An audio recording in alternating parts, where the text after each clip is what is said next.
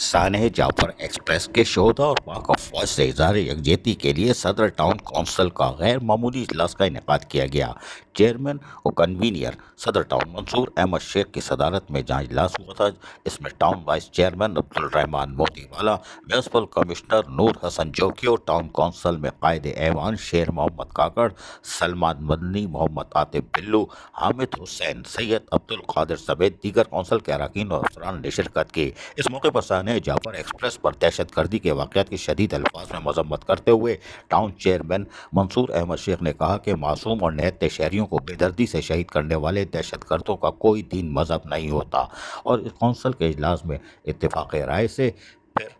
जहाँ दहशत गर्दी की मजम्मत की गई, वहीं पाक फौज को ज़बरदस्त खराज तहसीन पेश किया गया, जिनकी काविशों से यकीनी तौर पर इस बुज़दिलाना कार्रवाई का खुल कर जवाब दिया गया। बादशाह शोधा के लिए फातह ख्वानी भी की गई। ये था सदर टाउन कौंसिल का इजलास, जिसमें सानह जाफर एक्सप्रेस बलूचिस्तान के वाक़े की पुरज़ोर मजम्मत की गई और यकीनी तौर पर हर दिल अखबार है, इसलिए कि ये सानिया यकीनी तौर पर तकलीफ दे भी था, लेकिन सदर टाउन कौंसिल के इजलास में इसकी पुरज़ोर मजम्मत वाज़ेह तौर पर कर दी गई। अजीज़ आरिफ, KBS बलियाती न्यूज़, कराची।